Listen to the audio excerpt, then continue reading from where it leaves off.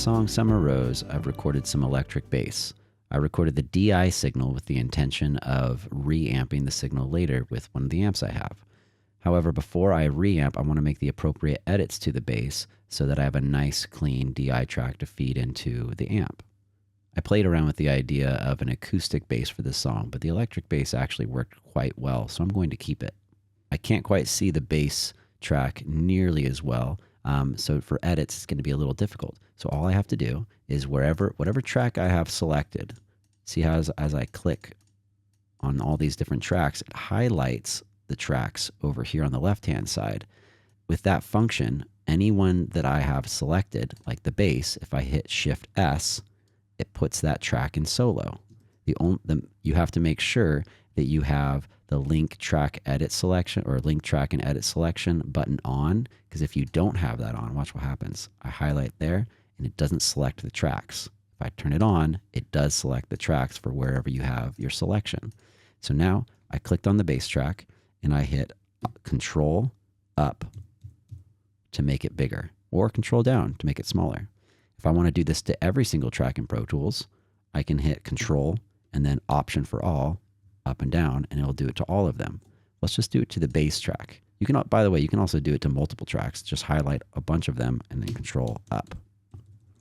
Now let's go do it to our bass track. This makes it a little easier to edit. I could also adjust the waveform view with the up and down buttons right here. See, that's too much, but it's just the view of it. I'm not actually changing the amplitude of the bass, or that's too little. This is just changing how I view it. It's not changing the actual volume or amplitude. Now that I have an appropriate view, I want to begin quantizing my bass and making some edits. Before I do anything, I want to make sure I can always go back to the original performance. It happens quite often where you make edits and then the next day you realize, oh goodness, I accidentally quantized too much, or I made too many edits and it's perhaps too perfect, or it has all the life sucked out of it. So I want to make sure I can always go back in time. To do this, I'm going to duplicate the playlist. I click on the arrow right here next to the bass name, then I click duplicate, and let's call this one bass pre-Q for pre-quantize. Now let's make another duplicate of that and call this one bass Q for the one that is quantized. After I've done that, I'm going to start working on this section by section.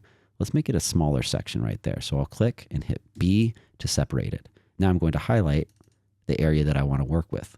I'll now open up Beat Detective with Command 8, and I used 8 on the numpad. If you don't have a numpad, you can go to Event, Beat Detective. There it is. So the whole clip is highlighted, and then now I have to capture the selection. When you capture the selection, it notates the beginning and the end points, and that has to be exactly correct. So you never want to make any adjustments to your selection after you've captured the selection. So make sure you capture the selection, and I captured it based on a quarter note value, the quarter note value being the fastest note played in this performance. Let's actually take a quick listen to the track before we move any further. So I hit Shift S to solo it. I made sure I have my click on. I can either turn it on or off by clicking it, or I can hit 7 on the numpad to turn it on and off.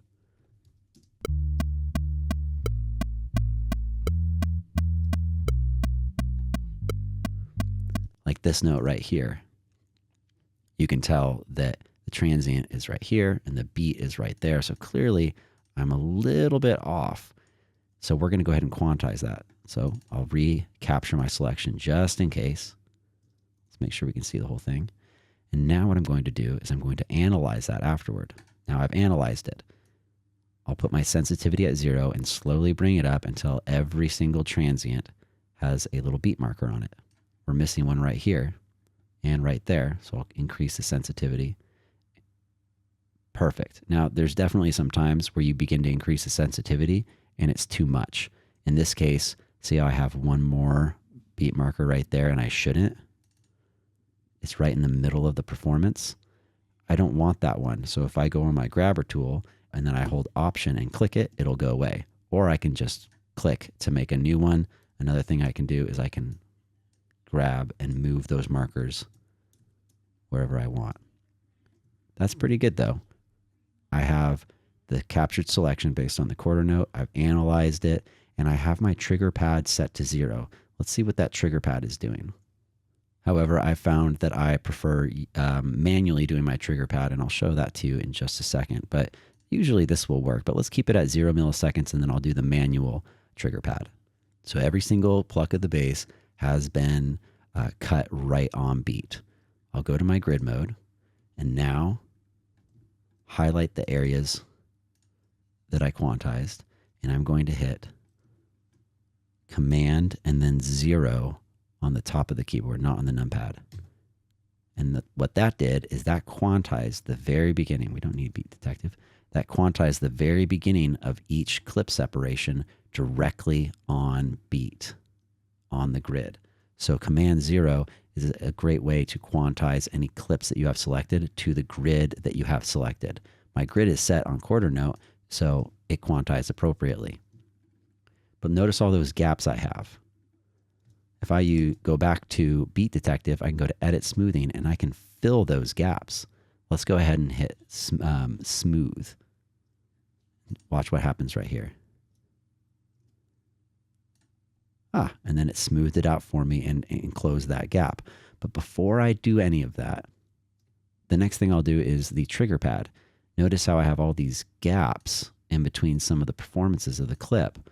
I need to fill those gaps, but before I do that, I need to accommodate all of these edits where the gaps aren't present. So I'm going to go to Object Mode, highlight all of the clips that have been quantized so far. And now when I zoom in, this will be a good example. Let's look right there. I look at my nudge value, and it's at minutes and seconds, 4 milliseconds. If I hold Option and then minus on the numpad, it'll essentially use the trim tool just like this and trim it out to the left. Let's get our selection back. And let's manually do it now. So Option and then the minus button. Let's do, how about 4 milliseconds? So 1, 2, 3, 4. Now let's look at a place perhaps right here. And the big transient is right here. That's where I hit the new note. And I'm crossfading right there before that big impact. So I'm doing all of this in batches. I've already done this portion. Then I can move on to this portion, and then perhaps this portion, and then this portion, and so on and so forth. In this video, I'm not going to do all of it because it's essentially all the same. So after I've quantized everything and done my appropriate nudge values for the trigger pad, if I highlight everything, I can now do fill and crossfade. With the fill and crossfade function, it's going to fill the gap and then add a 3 millisecond crossfade. It's going to fill the gap and do a 3 millisecond crossfade. Remember that we did a trigger pad of 4 milliseconds, so a 3 millisecond crossfade is going to be just fine.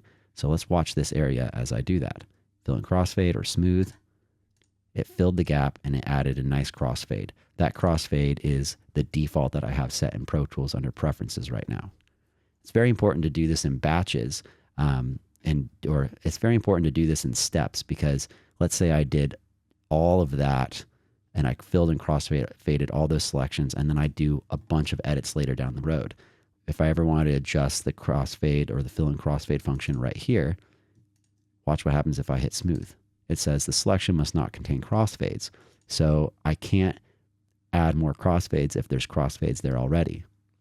If you make the mistake of doing that out of order, you can just highlight the selection, click edit, go to fades, and then delete.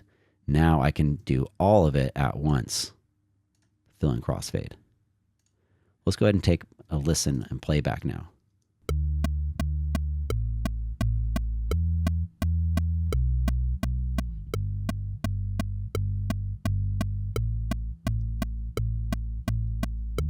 That's pretty good. It's pretty on. Now, of course, I can always use my grabber tool, and I can move these around to fit even more if there was perhaps a mistake that was made with Beat Detective, but I can manually move stuff around. But it's all been filled and crossfaded.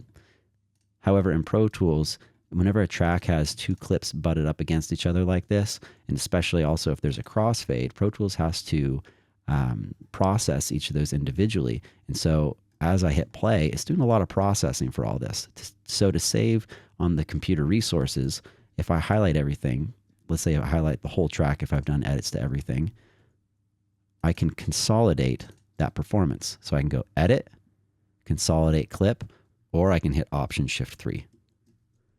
Now what it just did right there is it created a brand new clip in Pro Tools with all of those edits and those fades burned in. I can no longer edit them. However, remember, I can always go back in time to the pre-quantize and make edits to this and then copy and paste it back onto the bass quantize playlist. So I can always go back in time. But this way, the computer doesn't have to process all that information on each playback. Clearly, it can be easy to accidentally quantize too much. So use your discretion to find the best possible way to quantize. Sometimes that just means you're quantizing on the quarter note and not on the eighth note. It just depends on the song and it depends on the performance. After I do all the edits, of course, I'm going to reamp it so I can have a nice quantized edited bass go through the reamp signal chain out the amp, and I'll have everything sounding nice and good right off the bat.